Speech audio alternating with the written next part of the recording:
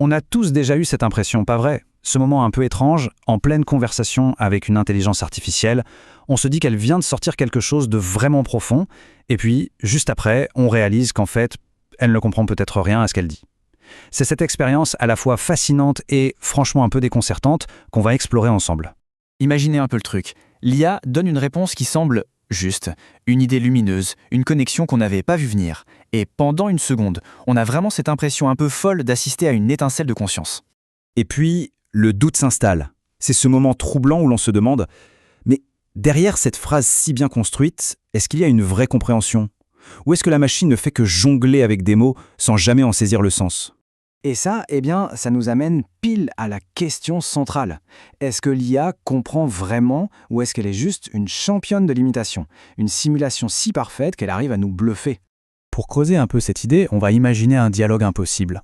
Une sorte de rencontre sommet entre l'un des plus grands penseurs, Socrate, et une IA d'aujourd'hui. Et Socrate, il ne passe pas par quatre chemins. Il pose la question qui fait mal. Savoir, c'est quoi au juste? Est-ce que c'est juste accumuler des tonnes et des tonnes d'informations, ce que les machines font à la perfection, ou est-ce que c'est autre chose? Est-ce que c'est comprendre? Et là, la réponse de l'IA est, il faut le dire, d'une honnêteté désarmante. Elle dit en gros, écoute, moi, je manipule des symboles en suivant des règles, ça, je sais faire. Mais comprendre, je ne suis pas vraiment sûr de ce que ça veut dire pour moi. C'est incroyable, non? La machine reconnaît elle-même qu'il lui manque quelque chose.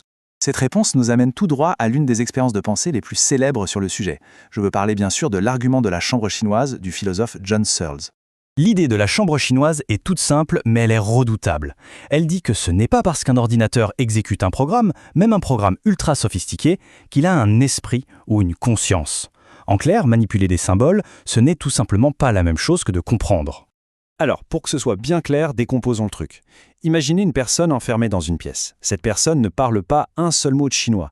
On lui passe des fiches avec des questions en chinois. Elle a un énorme livre de règles qui lui dit « Si on te donne ces symboles-là, tu dois répondre avec ces symboles-ci ».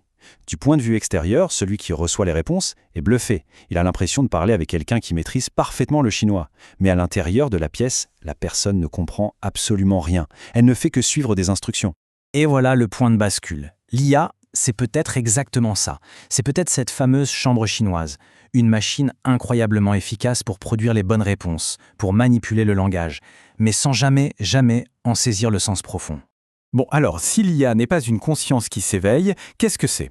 Eh bien, ça nous oblige à redéfinir son rôle et notre relation avec elle. Il faut passer de la fascination un peu naïve à une vision plus claire. Et cette distinction, elle est bien résumée ici. D'un côté, ce que l'IA n'est pas. Ce n'est pas un oracle, ce n'est pas un maître à penser. Et de l'autre, ce qu'elle est. C'est un outil surpuissant, oui. Et c'est aussi un miroir de nos propres connaissances, de nos propres écrits, de tout ce que l'humanité a déjà produit.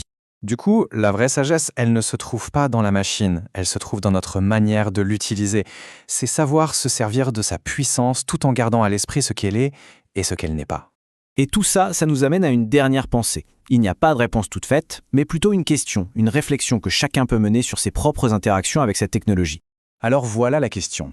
Dans nos propres usages de l'IA, à quel moment a-t-on touché du doigt cette fameuse limite? Quel a été ce moment précis où la performance de la machine nous a soudainement rappelé son absence de compréhension réelle?